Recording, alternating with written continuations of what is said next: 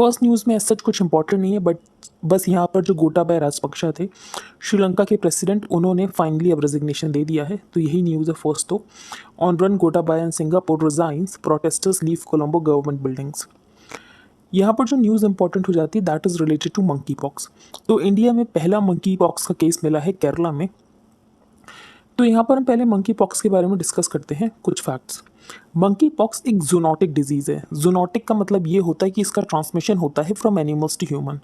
Monkey pox is a viral zoonotic disease और इसके symptoms similar होते हैं स्मॉल पॉक्स की तरह, लेकिन इसकी जो सिवियरिटी है वो थोड़ी कम होती है। फर्टिलिटी देखें तो बेसिकली 3 to 6% इसका फर्टिलिटी रेशियो है। Virus is transmitted through close contact with another infected person, या किसी एनिमल के साथ क्लोज कॉन्टैक्ट में आ जाओ जिसको कि यहाँ पर मंकी पॉक्स हो। ये जो मंकी पॉक्स है ये कहाँ का एंडेमिक है? तो monkeypox is endemic to west and central African countries जैसे कि Cameroon, Central African Republic, Congo, Gabon, Liberia. तो मंकी पॉक्स एंडेमिक है वेस्ट और सेंट्रल अफ्रीकन कंट्रीज का। सिम्टम्स क्या होते हैं मंकी पॉक्स में? Fever, headache, muscle ache, backache, swollen, lymph nodes, chills, exhaustion, rashes. तो ये कुछ इसके सिम्टम्स है। तो जूनोटिक डिजीज होता है, इसका मतलब ये है कि इसका ट्रांसमिशन होता है फ्रॉम एनिमल्स टू ह्यूमंस। और ये कहाँ की एंडेमिक है? तो ये एंडेमिक है अफ्रीका की, west and central African countries का मंकी पॉक्स यहाँ पर एंडेमिक है। अब हम आगे चलते हैं, हम ये न्यूज़ डिस्कस करेंगे for new projects NHAI back to build operate transfer model. तो यहाँ पर 3 मॉडल्स की बात की गई है। एक तो है बिल्ड ऑपरेट ट्रांसफर मॉडल, इसके अलावा एक है HAM मॉडल और एक है यहाँ पर EPC मॉडल। तो तीनों मॉडल्स के बारे में हम डिस्कस करेंगे। BOT मॉडल में क्या होता है? Build operate transfer. तो बेसिकली बिल्ड ऑपरेट और उसके बाद ट्रांसफर। तो यहाँ पर बिल्ड कौन करेगा? Private sector. ऑपरेट कौन करेगा? फॉर सम टाइम यहाँ पर प्राइवेट सेक्टर तब तक ऑपरेट करेगा जब तक यहाँ पर प्राइवेट सेक्टर ने जो इन्वेस्टमेंट किया है वो उसे वापस नहीं मिल जाता, और फिर बाद में ट्रांसफर कर दिया जाएगा to the government. Under the BOT model, a private player is granted a concession to finance, build and operate a project for a specified period, और बेसिकली उस पीरियड तक ऑपरेट करेगा जिस पीरियड तक इन्वेस्टमेंट जो भी निकालना हो वो निकल जाए। तो with the developer recouping the investments by way of user charges और tolls charge from customers using the facility, और उसके बाद ये जो प्रोजेक्ट है ये गवर्नमेंट को ट्रांसफ़र कर दिया जाएगा। तो ये होता है BOT मॉडल। फिर यहाँ पर EPC मॉडल की बात की गई है और हाइब्रिड एन्युटी मॉडल की बात की गई है। जो हाइब्रिड एन्युटी मॉडल होता है उसमें जो 40% यहाँ पर प्रोजेक्ट की कॉस्ट है वो यहाँ पर गवर्नमेंट देती है और 60% कॉस्ट यहाँ पर डेवलपर जो है वो अरेंज करता है। तो 40% गवर्नमेंट कॉन्ट्रीब्यूट कर रही है, 60% यहाँ पर डेवलपर दे रहा है। The BOT toll model was the preferred model for road projects, accounting for 96% of all projects awarded in 2011-12। तो 2011-12 के लगभग जो पब्लिक प्राइवेट पार्टनरशिप हो रही थी वो मोस्टली BOT मॉडल पर हो रही थी, लेकिन उसके बाद इन्वेस्टमेंट आना बंद हो गए थे BOT मॉडल के अंतर्गत, जिसके बाद BOT को रोक दिया गया था और यहाँ पर HAM मॉडल की तरफ यहाँ पर जो गवर्नमेंट है वो शिफ्ट कर गई थी। तो when the interest in BOT projects started to wane, road construction shifted to the traditional engineering procurement and construction mode. अब इंजीनियरिंग प्रोक्योरमेंट और कंस्ट्रक्शन मोड में क्या होता है? तो बेसिकली EPC मॉडल में सारा इन्वेस्टमेंट गवर्नमेंट का ही होता है। तो under the EPC model the government pays the entire cost, thereby insulating the contractor entirely from financial risk. तो HAM मॉडल में 40% गवर्नमेंट देती है, 60% प्राइवेट देता है। EPC मॉडल में बेसिकली जो एंटायर कॉस्ट है वो यहाँ पर गवर्नमेंट ही पे करती है। और बिल्ड ऑपरेट ट्रांसफर मॉडल हमने डिस्कस कर लिया। तो यहाँ पर 3 पब्लिक प्राइवेट पार्टनरशिप मॉडल की बात की गई थी। Hybrid annuity model, EPC model that is engineering procurement and construction, और यहाँ पर लास्ट था BOT model, build operate and transfer. First page पर इससे ज़्यादा कुछ इंपॉर्टेंट न्यूज़ है नहीं तो हम डिस्कस नहीं करेंगे। आगे हम चलते हैं। Government plans framework to introduce right to repair for consumers. अब right to repair for consumers की क्यों बात की गई है? तो फॉर एग्जांपल आपके फ़ोन्स होते हैं, आपके फ़ोन में यहाँ पर कोई ख़राबी आ जाए, तो अगर आपने किसी लोकल शॉप पर जाकर सही करा लिया और उसके बाद अगर आप कंपनी में जाओगे तो कंपनी ये कहेगी कि आपको वारंटी नहीं मिलेगी क्योंकि आपने यहाँ पर लोकल शॉप में सही करा लिया, जिसकी वजह से आपकी वारंटी यहाँ पर नहीं दी जाएगी। तो ऐसे बहुत ज़्यादा लूप होल्स का यूज़ किया जाता था और ये जो कंपनीज़ हैं इन्होंने एक तरीके से अपनी मोनोपोली इस्टेब्लिश कर ली थी स्पेयर पार्ट्स पे भी कि हमारे ही स्पेयर पार्ट्स यूज़ होंगे। अगर आपने किसी और के स्पेयर पार्ट्स यूज़ किए तो बेसिकली उसके बाद आपको वारंटी नहीं दी जाएगी। अब इससे प्रॉब्लम क्या होती है? इससे प्रॉब्लम ये होती है कि आपके फ़ोन का जो यहाँ पर लाइफ टाइम था वो अगर 10 साल होगा तो 5 साल ही आप उस फ़ोन को यूज़ करोगे। तो इससे इलेक्ट्रॉनिक वेस्ट बहुत ज़्यादा जनरेट होता है। तो एक तो इसका ये कॉन्सिक्वेंस है कि इलेक्ट्रॉनिक वेस्ट जो है वो कम जनरेट होगा अगर लोग अपनी डिवाइसेस को रिपेयर करेंगे। तो union government is working on a right to repair framework to help people get goods such as consumer durables phones and cars fixed on their own by cutting down restrictive practices, जो कि यहाँ पर कुछ manufacturers ने introduce की हैं। The committee pointed to practices such as planned and creation of monopolies on spare parts while stressing on the need to give consumers the right to choose how they get products fixed. और for example यहाँ पर ये भी कहना था committee का कि कुछ कंपनीज क्या करती हैं, कुछ कंपनीज ये कहती हैं कि आपको वारंटी नहीं मिलेगी क्योंकि आपने यहाँ पर लोकल किसी शॉप से सही करा लिया। तो it also flagged how consumers often lose the right to claim a warranty if they get a product repaired from a non recognised outfit. The pertinent issues highlighted during the meeting include companies avoiding the publication of manuals, जो कि यहाँ पर easily समझी जा सके by the customer. The right to repair has been recognized. बहुत सारे countries में right to repair को recognize किया गया है. In the US, the Federal Trade Commission has directed manufacturers कि जो भी unfair anti-competitive practices हैं उनको यहाँ पर बंद किया जाए और जो रिपेयर है वो यहाँ पर कस्टमर कहीं से भी करा सकता है, बेसिकली यहाँ पर थर्ड पार्टी से भी करा सकता है, तो आइदर themselves और बाई थर्ड पार्टीज।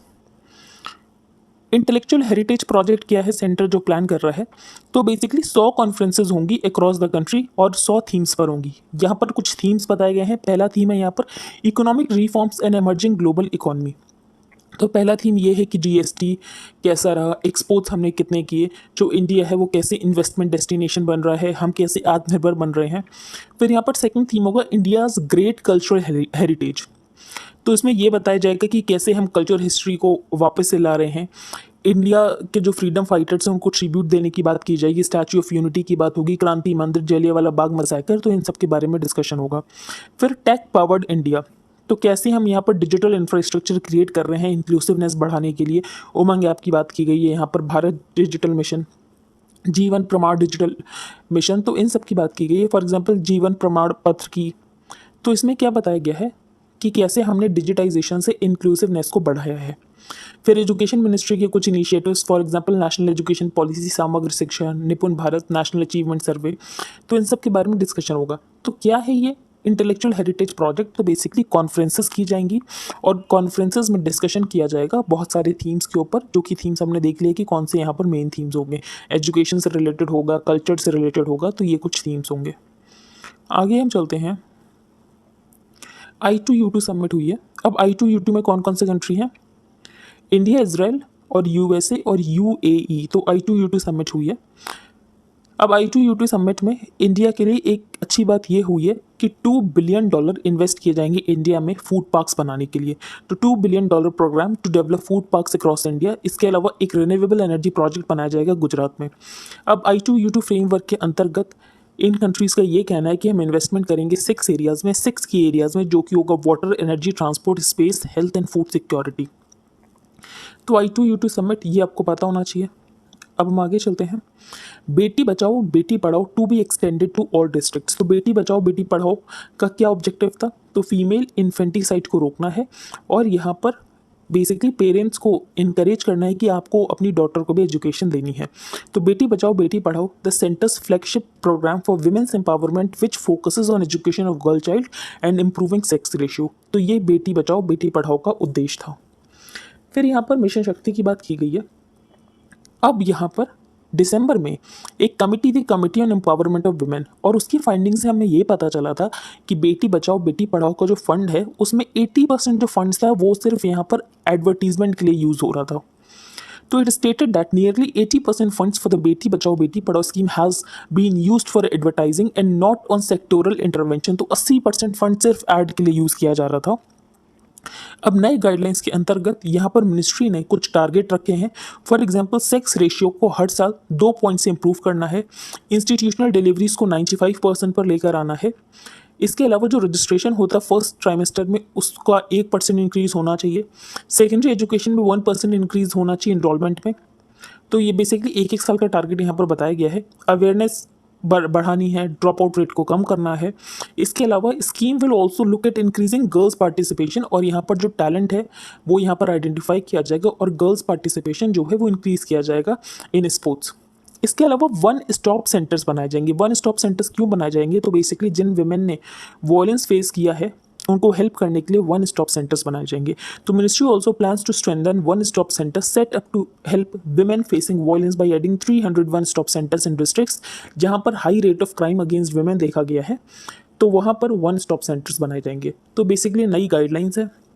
यहाँ पर शॉर्ट में बताया गया है कि 300 वन स्टॉप सेंटर्स को बनाया जाएगा। इसके अलावा free day care crash facilities introduce की जाएगी। अब हम आगे चलते हैं। Gold loses some Lashkar, should you invest in it? तो यहाँ पर यह बताया गया है कि इंडिया ने गोल्ड के ऊपर लगा दी है इंपोर्ट ड्यूटी। अब इंडिया ने गोल्ड के ऊपर इंपोर्ट ड्यूटी इसीलिए लगाई है क्योंकि लोग जो है वो गोल्ड को बहुत ज़्यादा ले रहे थे, उसकी वजह से हमारा करंट अकाउंट डेफिसिट जो है वो बढ़ रहा था, क्योंकि गोल्ड हमें इंपोर्ट करना पड़ता है। तो as gold imports have surged over the last couple of months, government ने इंपोर्ट ड्यूटी रेज कर दी है 7.5% से 12.5% कर दी है, जिसकी वजह से गोल्ड कम इंपोर्ट हो और हमारा जो करंट अकाउंट डेफिसिट है वो यहाँ पर हम कंटेन कर सकें। अब लोग क्यों गोल्ड में इतना ज़्यादा इन्वेस्ट कर रहे हैं? तो गोल्ड में इन्वेस्ट करने का एक रीज़न ये होता है कि जब इकॉनमी में बहुत ज़्यादा इन्फ्लेशन होता है तो बेसिकली लोग नहीं चाहते हैं कि जो उनकी मनी की वैल्यू है वो यहाँ पर इरोड हो जाए। तो investors take refuge in gold in times of high inflation and global uncertainty, और वो टाइम हमें अब देखने को मिल रहा है जहाँ पर बहुत ज़्यादा इन्फ्लेशन और ग्लोबल अनसर्टेनिटी है, स्पेशली वॉर भी चल रहा है। तो ऐसे में जो इन्वेस्टर्स हैं वो यहाँ पर गोल्ड में इन्वेस्ट करना सेफ इन्वेस्टमेंट मानते हैं। तो fact that gold preserves it's value in the long run and generates above inflation return, इसीलिए यहाँ पर जो लोग हैं वो गोल्ड में इन्वेस्ट करना चाहते हैं। पर इससे प्रॉब्लम क्या होती है? इससे प्रॉब्लम ये होती है कि करंट अकाउंट डेफिसिट बढ़ता है। अब इसका सोल्यूशन क्या हो सकता है? तो इसका सोल्यूशन हो सकता है गोल्ड एक्सचेंज ट्रेडेड फंड्स। तो ऐसे में फिजिकल गोल्ड जो है वो तो होल्ड नहीं किया जाएगा, लेकिन जो यहाँ पर गोल्ड की वैल्यू है उससे इसको लिंक कर दिया जाएगा। तो बेसिकली यहाँ पर गोल्ड को इंपोर्ट करने की भी ज़रूरत नहीं पड़ेगी और गोल्ड में जो भी यहाँ पर इंटरेस्ट रेट मिलेगा वो सेम आपको इंटरेस्ट रेट मिल जाएगा। तो while gold ETFs are open ended funds that allow one to invest in gold without physically holding it many prefer sovereign gold bonds, और इसमें basically fix rate of interest आपको 2.50 पर NM भी मिल जाएगा। और जब भी आप यहाँ पर बॉन्ड को रिडीम करना चाहोगे तो आप कर सकते हो, जो भी गोल्ड की वैल्यू होगी उसके अकॉर्डिंग आपको यहाँ पर वैल्यू मिल जाएगी। तो ऐसे में फिजिकल गोल्ड को होल्ड करने की ज़रूरत भी नहीं पड़ेगी। नेक्स्ट यहाँ पर प्रधानमंत्री फसल बीमा योजना। तो कुछ स्टेट्स थे जिन्होंने ऑप्ट आउट कर दिया था प्रधानमंत्री फसल बीमा योजना से, लेकिन अब आंध्र प्रदेश ने वापस से ज्वाइन कर लिया है प्रधानमंत्री फसल बीमा योजना को। तो एक बार हम डिस्कस करेंगे कि आंध्र प्रदेश ने क्यों ऑप्ट आउट कर लिया था। तो आंध्र प्रदेश की कुछ डिमांड थी। आंध्र प्रदेश का ये कहना था कि स्कीम को वॉलंटरी बनाया जाए, जो कि स्कीम को वॉलंटरी बना दिया गया, 2020 में ही बना दिया गया था। इसके अलावा असम की ये डिमांड थी जो रिस्क है उनका ऑप्शन दिया जाए कि कौन से रिस्क को कवर किया जाए। अब फॉर एग्जाम्पल राजस्थान है, तो राजस्थान में अगर फसल का बीमा कराना है तो स्पेशली किसके लिए कराया जाएगा? ड्रॉट के लिए, फ्लड के लिए तो कराया नहीं जाएगा क्योंकि फ्लड का रिस्क तो है ही नहीं। तो उसके लिए क्यों प्रीमियम देना जिसका यहाँ पर डर ही नहीं है कि जब फ्लड आएगी ही नहीं, तो उसके लिए क्यों यहाँ पर बीमा कराना? तो बेसिकली आंध्र प्रदेश की दूसरी डिमांड ये थी कि ऑप्शन होना चाहिए कि कौन कौन से रिस्क मैं कवर कराना चाहता हूँ, that the scheme should be universal, और जो कट ऑफ डेट होनी चाहिए एनरोलमेंट की वो यहाँ पर फ्लेक्सिबल होनी चाहिए। तो आंध्र प्रदेश की कुछ डिमांड थी, लेकिन अब आंध्र प्रदेश ने प्रधानमंत्री फसल बीमा योजना को वापस से ज्वाइन कर लिया है। प्रधानमंत्री फसल बीमा योजना के बारे में हम यहाँ पर कुछ डिस्कस कर लेते हैं। तो अगर हम देखें तो कितना कितना प्रीमियम फार्मर को देना पड़ता है। तो रबी के लिए देना पड़ता है फार्मर को 1.5%, खारिफ के लिए 2% और हॉर्टिकल्चरल के लिए 5%। तो अंडर द प्रधानमंत्री Fasal Bima Yojana a farmer is required to pay as premium 2% of the sum insured. इसके अलावा खारिफ के लिए यहाँ पर देना पड़ता है 2%, रबी के लिए 1.5% और हॉर्टिकल्चर के लिए 5%। आई होप आपको समझ आ गया हो। रबी के लिए 1.5, खारिफ के लिए 2 और हॉर्टिकल्चर के लिए 5। अब बेसिकली ये जो फार्मर का प्रीमियम है इसको निकाल दो, उसके बाद जितना प्रीमियम बचा वो सेंटर और स्टेट के बीच में शेयर होता था। लेकिन 2020 में सेंटर ने बोला कि ये सेंटर और स्टेट के बीच में इक्वली शेयर नहीं होगा, बल्कि सेंटर 30% प्रीमियम देगा अनइरीगेटेड एरियाज़ के लिए और 25% देगा इरीगेटेड एरियाज़ के लिए, और बाकी सब यहाँ पर देगा स्टेट गवर्नमेंट। और 2020 में जो स्कीम थी उसको यहाँ पर वॉलंटरी भी बनाया गया था। द गवर्नमेंट हैड लॉन्च प्रधानमंत्री फसल बीमा योजना from kharif 2016। Under the scheme सारे फार्मर्स इंक्लूडिंग शेयर क्रॉपर्स और टेनेंट फार्मर्स सबको इंक्लूड किया जाता है इस स्कीम के अंतर्गत। जो स्कीम थी वो पहले कंपलसरी थी, लेकिन 2020 में स्कीम को वॉलंटरी बना दिया गया। पहले सेंटर और स्टेट के बीच में जो प्रीमियम है वो इक्वल शेयर होता था, तो फार्मर जितना दे देता था उसके बाद यहाँ पर इक्वल शेयर होता था, लेकिन बाद में सेंटर ने ये कहा कि हम 30% देंगे अनइरीगेटेड एरियाज़ के लिए और इसके अलावा 25% देंगे इरीगेटेड एरियाज़ के लिए, और बाकी जो बचता है वहाँ पर वो स्टेट गवर्नमेंट देगी। तो 1.5% फार्मर प्रीमियम देता है रबी के लिए, 2% देता है खारिफ के लिए और 5% देता है हॉर्टिकल्चर के लिए। What are unparliamentary words unfit for house, how are they listed? Article 105(2) of the constitution ये कहता है कि कोई भी मेंबर ऑफ पार्लियामेंट कुछ भी बोलता है अगर, तो बेसिकली उसके अगेंस्ट प्रोसीडिंग्स नहीं हो सकती है कोर्ट में। तो no member of parliament shall be liable to any proceedings in any court in respect of anything, जो भी उसने कही है या जो भी उसने वोट दिया है। तो no member of parliament shall be liable to any proceedings in any court in respect of anything said or any vote given by him in parliament or any committee thereof. अब इसका मतलब ये नहीं कि MP का जो मन हो वो बोल सकता है। तो MPs do not enjoy the freedom to say whatever they want inside the house. तो हाउस का भी एक डेकोरम मेंटेन करना होता है। तो ऐसे में एक लिस्ट होती है अनपार्लियामेंट्री वर्ड्स की जिनको यूज नहीं करना होता है। तो whatever an MP says is subject to the discipline of the rules of parliament and the good sense of members. इसके अलावा जो हाउस है उसका डेकोरम मेंटेन होना जरूरी होता है। Rule 380 expunction of the rules of procedure and conduct of business in Lok Sabha says, अगर स्पीकर का ये ओपिनियन है कि ये जो वर्ड डिबेट में यूज़ किया गया है ये डेफेमेटरी है या तो इनडिसेंट है या तो अनपार्लियामेंट्री है या तो अनडिग्निफाइड है, तो speaker may while exercising discretion order that such words be expunged from the proceedings of the house. तो यहाँ पर स्पीकर जो है वो डिसीजन ले सकता है कि इन वर्ड्स को प्रोसीडिंग ऑफ द हाउस से एक्सपंज किया जाए। तो ये डिसीजन जो होता है वो यहाँ पर स्पीकर को होता है। इसके अलावा एक पूरी लोकसभा सेक्रेटेरिएट के पास बल्कि बुक है जिसमें सारे वर्ड्स मेंशन है जो कि अनपार्लियामेंट्री होते हैं और इन वर्ड्स का यूज़ नहीं करना होता है। तो for their reference the Lok Sabha secretariat has brought out a bulky book titled unparliamentary expressions. It has several words and expressions that would probably be considered rude or offensive in most cultures. अब हम आगे चलते हैं। Sri Lanka a cautionary tale. तो यहाँ पर author ने पहले ये बताया कि ऑथर जब महिंदा राजपक्षा से मिले थे तो महिंदा राजपक्षा का ये कहना था कि जैसे इंडिया में पंचायत और म्यूनिसिपैलिटीज़ को लेकर आया गया और ग्रास लेवल डेमोक्रेसी को स्ट्रॉन्ग किया गया, वैसे ही वो श्रीलंका में करना चाहते हैं। ये तब की बात है जब वो यहाँ पर प्राइम मिनिस्टर नहीं बने थे, तब उनके ऐसे विचार थे। फिर उनको जब पावर मिलती है तो उन्होंने सबसे पहले क्या किया, सबसे पहले उन्होंने liberation tigers of Tamil Eelam को खत्म किया, पूरी इंसर्जेंसी को खत्म किया। तो soon thereafter however Mahinda lost all interest in the panchayat raj in Sri Lanka, और वो बहुत ज़्यादा ऑब्सेस्ड हो गए कि यहाँ पर जो liberation tigers of Tamil Eelam है इनको ख़त्म करना है, वो उन्होंने ख़त्म कर दिया। 2015 के इलेक्शंस जो थे वो यहाँ पर महिंदा के लिए एक बिग ब्लो की तरह है क्योंकि वो उसमें हार गए थे। बाद में जब फिर से इलेक्शन होने वाले थे तो इन्होंने इलेक्शन के मैनिफेस्टो में लिखा कि हम बहुत ज़्यादा टैक्स कट करेंगे और लोगों को राहत देंगे, ज़्यादा टैक्स देने की ज़रूरत नहीं है। Drunk with power Mahinda brazenly set up a government जिसमें वो खुद प्राइम मिनिस्टर बने, उनके जो भाई हैं वो यहाँ पर प्रेसिडेंट बने गोटाबाया राजपक्षा, उनका एक और भाई था वो यहाँ पर फाइनेंस मिनिस्टर बना, उनका जो बेटा था वो भी यहाँ पर कोई मिनिस्टर बना। तो बेसिकली पूरा नेपोटिज्म चल रहा था श्रीलंका में। Faced with a threatening overhang of unpaid debts amounting to over $51 billion, तो यहाँ पर जो श्रीलंका के ऊपर लोन्स हैं दैट इज ऑफ $51 बिलियन। फिर इनका एक डिसीजन ये था कि हम ऑर्गेनिक फार्मिंग को प्रमोट करेंगे और फर्टिलाइजर को हम कर देंगे बैन, और इनके इस डिसीजन की वजह से जो ईल्ड है वो बहुत ज़्यादा कम हो गई, जो कल्टीवेशन है राइस कल्टीवेशन वो बहुत ज़्यादा कम हो गया, और इनके यहाँ जो फूड इन्फ्लेशन है वो बहुत ज़्यादा बढ़ गया। इसके अलावा इनका जो कोविड पैंडेमिक था उसका बहुत ज़्यादा मिसमैनेजमेंट किया गया जिसकी वजह से इनका टूरिज्म बहुत ज़्यादा इम्पैक्ट हुआ। इसके अलावा जो रेमिटेंसेस आते थे श्रीलंका में वो भी नहीं आए कोविड के दौरान, और सेंट्रल बैंक के पास जो उनकी सेंट्रल बैंक है उसके पास सिर्फ $25 मिलियन फॉरेक्स रिजर्व्स बचे हैं, और इनको बेसिकली अगले महीने $1 बिलियन तो इंटरेस्ट देना है जो इनके पास लोन है, लेकिन इनके पास सिर्फ $25 मिलियन बचे हुए हैं। आईएमएफ के पास ये लोन लेने इसीलिए नहीं गए पहले क्योंकि जा सकते थे पहले भी आईएमएफ के पास लोन लेने, ये इसीलिए नहीं गए क्योंकि उनको पता था कि आईएमएफ इनको रेप्रीमेंड करेगा क्योंकि इनकी इकोनॉमिक पॉलिसीज़ ऐसी थी। इंडिया ने हेल्प की है, $3.5 बिलियन हेल्प किया है, लेकिन इतनी हेल्प से कुछ नहीं होने वाला, इनको बेसिकली बहुत ज़्यादा पैसों की ज़रूरत है। अब हम आगे चलते हैं। स्टूपिंग लो, ये अब जो टॉपिक है ये बहुत ज़्यादा न्यूज़ में रहा है, तो ये आएगा 2-3 दिन तो इंडियन एक्सप्रेस में आएगा ही, तो एक बार हम डिस्कस कर लेते हैं कि इशू क्या है। तो इशू ये है कि एक पाकिस्तान के जर्नलिस्ट हैं नुसरत मिर्ज़ा। अब नुसरत मिर्ज़ा ने यूट्यूब के दौरान किसी से उनका इंटरव्यू कॉन्वर्सेशन चल रहा होगा, तो उनका ये कहना था कि जो वाइस प्रेसिडेंट थे farmer vice president Hamid Ansari, उन्होंने इनको इनवाइट किया था इंडिया में नुसरत मिर्ज़ा को, और ये इंडिया में उस दौरान आए थे और बेसिकली एक कॉन्फ्रेंस चल रही थी, कॉन्फ्रेंस ऑन टेररिज्म, तो उसमें भी इनको इनवाइट किया गया था और ये वहाँ पर आए थे, इंडिया में ये आए थे नुसरत मिर्ज़ा स्पाइंग करने, और स्पाइंग करने के बाद ये इन्फॉर्मेशन देते थे आईएसआई को, ये इनका कहना है।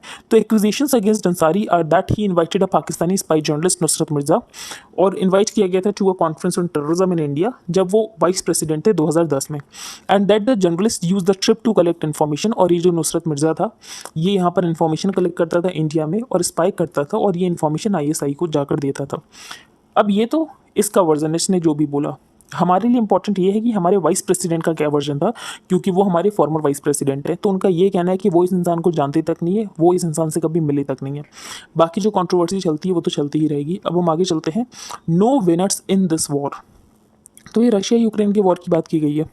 Solidarity with Ukraine and resistance against the incursion of Russian forces into Ukrainian territory है the main refrain of the western media. तो वेस्टर्न मीडिया यही कहता है कि हम यूक्रेन के साथ खड़े हैं, हम जो रशिया का इंकर्जन है उसको हम यहाँ पर रेजिस्ट करने के लिए यूक्रेन के साथ खड़े हैं, तो यही यहाँ पर वेस्टर्न कंट्रीज कर रहे हैं। NATO, European union and G7 have sprung into action, और इनका ये कहना है कि हम यहाँ पर यूक्रेन को सपोर्ट प्रोवाइड करते रहेंगे जब तक कि ये वॉर चलती है। The west has been at war, अब वेस्ट की ये पहली वॉर तो है नहीं, वेस्ट की वॉर वियतनाम में हो चुकी है, अफगानिस्तान में हो चुकी, इराक, लीबिया, सीरिया। अब जब नेटो कोल्ड वॉर हुआ था 1989-90 के दौरान, जब कोल्ड वॉर एंड हुआ था, तो ये कहा गया था रशिया के द्वारा और नेटो कंट्रीज़ के द्वारा भी ये कहा गया था कि हम नेटो का और ज़्यादा एक्सपेंशन नहीं करेंगे, नेटो को और ज़्यादा ईस्ट की तरफ एक्सपेंड नहीं करेंगे। तो रशिया ने भी कहा था कि ठीक है आप एक्सपेंड मत करना, लेकिन उसके बाद भी नेटो ने बहुत ज़्यादा एक्सपेंड किया, और नेटो ने जब ये कहा कि हम यूक्रेन को भी नेटो में इंक्लूड करेंगे, उसके बाद रशिया ने थ्रेटन किया था कि हम वॉर स्टार्ट कर देंगे, लेकिन इन्होंने सीरियस नहीं लिया और वॉर यहाँ पर स्टार्ट होगी। However successive NATO expansion and the emergence of a more resolute leadership in the Russian federation which has looked with alarm at the shrinking of its sphere of influence. तो Russia का जो sphere of influence है वो यहाँ पर कम होता गया और नेटो का एक्सपेंशन लगातार होता गया, जिसकी वजह से यहाँ पर रशिया को इनसिक्योरिटी महसूस हुई और जिसकी वजह से वॉर यहाँ पर स्टार्ट हो गया। Failed in the early attempts to take Kyiv and topple the Ukrainian regime. तब जब वॉर स्टार्टिंग में स्टार्ट हुआ तो रशिया के लिए थोड़ा मुश्किल हो गया था कि कीव को कैप्चर नहीं कर पाए अभी तक रशियन लोग। The Ukrainians whose president Volodymyr Zelensky has emerged as the main symbol of resistant, और वो यहाँ पर रशिया के एग्रेशन के अगेंस्ट यहाँ पर खड़े हैं। तो ये सब दिखाने की कोशिश की जा रही है। अगर देखा जाए तो वॉर में सब यहाँ पर लूजर्स ही हैं एक्सेप्ट दोस्त जो कि यहाँ पर वेपन्स बना रहे हैं। तो जो कंपनीज यहाँ पर वेपन्स बना रही सिर्फ उनको ही फ़ायदा हुआ है, क्योंकि बेसिकली दुनिया में हर कंट्री के अंदर डर आ गया कि वॉर इस सेंचुरी में भी हो सकते हैं, तो ऐसे में वॉर के लिए प्रिपेयर होना ज़रूरी है।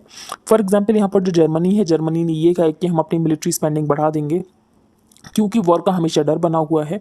जो ग्लोबलाइजेशन की बात की जाती है तो ग्लोबलाइजेशन हमें समझ आ गया, जैसे कि फूड सिक्योरिटी पूरी तरीके से ख़त्म हो गई है, एडिबल ऑयल की प्राइसेस इतने ज़्यादा बढ़ चुके हैं, फूड सिक्योरिटी है नहीं, जो अफ्रीकन कंट्रीज़ हैं उनको यहाँ पर वीट तक नहीं मिल पा रहा है। तो the war in Ukraine has rung the death knell of globalisation.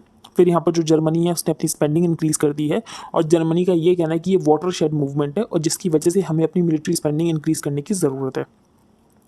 तो अगर इसमें फ़ायदा हुआ तो किसको हुआ है, तो military industrial complex of the United states, जो कि यहाँ पर अब वेपन्स बनाएंगे और ज़्यादा उनके वेपन्स बिकेंगे इस वॉर के बाद। अब इंडिया के लिए इंडिया क्या कर सकता है, तो इंडिया ने स्टार्टिंग से यही कहा है कि हम यही चाहते हैं कि डायलॉग और डिप्लोमेसी से जो प्रॉब्लम है उसको सॉल्व किया जाए। तो the time for resuming negotiations is now, there might be a window of opportunity for India, जो कि यहाँ पर एक डिप्लोमेटिक सोल्यूशन प्रोवाइड कर सकता है, दोनों कंट्रीज़ को टेबल पर ला सकता है और बातचीत यहाँ पर मीडिएट कर सकता है। तो under prime minister Jawaharlal Nehru in 1953 post independence India a fledgling in world politics had stepped in as the mediator in the Korean conflict, और ये हमारे पास सिचुएशन वापस से है कि हम यहाँ पर दोनों वॉरिंग फैक्शंस को टेबल पर लाएं और डिप्लोमेसी से प्रॉब्लम सॉल्व कराने की कोशिश करें। तो Modi's India has the potential to get the warring parties to the negotiation table, some Ukrainian and Russian lifes might still be saved. अब हम आगे चलते हैं। US Israel sign pact to deny Iran nuke arms. तो यहाँ पर US और Israel ने एक पैक्ट साइन किया है जिसको कि इन्होंने कहा है जेरूसलेम डिक्लेरेशन, और इनका ये कहना है कि हम ईरान को न्यूक्लियर वेपन्स बनाने नहीं देंगे। US President Joe Biden and Israeli Prime Minister Yair Lapid signed a joint pledge on Thursday to deny Iran nuclear arms.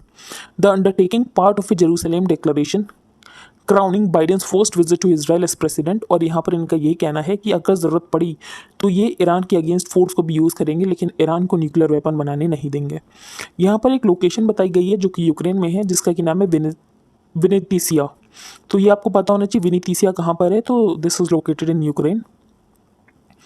Economy page पर हम चलते हैं।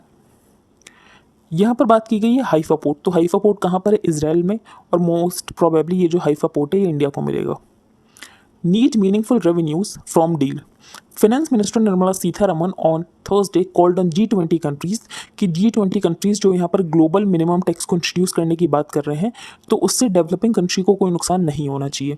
तो एक बार हम ग्लोबल मिनिमम टैक्स डिस्कस कर लेते हैं। ग्लोबल मिनिमम टैक्स क्या होता है? तो बेसिकली ग्लोबल मिनिमम टैक्स उन मल्टीनेशनल फर्म्स के ऊपर एप्लीकेबल होगा जो कि यहाँ पर $868 मिलियन की सेल करते हैं। तो इसके दो पिलर हैं। पहला ये कि जो भी यहाँ पर टैक्स होगा वो 15% का मिनिमम टैक्स तो होगा ही होगा। तो इसका मतलब ये नहीं है कि कंट्री अपने अकॉर्डिंग टैक्स नहीं डिसाइड कर सकती। तो फॉर एग्जांपल कुछ कंट्रीज ऐसी होती हैं, फॉर एग्जांपल केमन आइलैंड, ये लोग टैक्स बहुत ज़्यादा कम रखती हैं, तो ये अपना टैक्स कम रख सकती हैं, लेकिन जो होम कंट्री है वो उसके ऊपर और ज़्यादा चार्ज कर सकता है, तो मिनिमम 15% जो है वो टैक्स लिया जाएगा। तो गवर्नमेंट को still set what ever local corporate tax rate they want, but if companies pay lower rates in a particular country तो होम गवर्नमेंट जो है उससे ज़्यादा टैक्स ले सकती है। फॉर एग्जांपल केमन आइलैंड में अगर यहाँ पर 3% ही कॉर्पोरेट टैक्स देना पड़ रहा है और कोई इंडिया की कंपनी है, तो इंडिया की कंपनी उसके ऊपर 12% टैक्स जो है वो और ले सकती है। पिलर 2 क्या कहता है? allow countries where revenues are earned to tax 25% of the largest multinational so called excess profit। अब फॉर एग्जांपल गूगल क्या करता है? गूगल ये कहता है कि ये जो पैसा है ये फॉर एग्जाम्पल उसने इंडिया में कमाया, लेकिन वो इंडिया में टैक्स नहीं देगा। वो ये कहेगा कि हमारा सर्वर जो है ये तो यूएसए में है, हम इंडिया में क्यों टैक्स दें। तो इसमें ये कहा गया allows countries where revenues are earn, तो जहाँ से भी रेवेन्यू अर्न किए गए हैं तो वहाँ पर to tax 25% of the largest multinational so called excess profit. तो जो भी एक्सेस प्रॉफिट होगा उसके ऊपर 25% टैक्स वो कंट्री लगा सकता है जहाँ से रेवेन्यू को अर्न किया गया है। तो ये इसके दो पिलर्स हैं। आई होप आपको आज का न्यूज़पेपर समझ आ गया हो। If you like the video then please like share and subscribe. Thank you and have a nice day.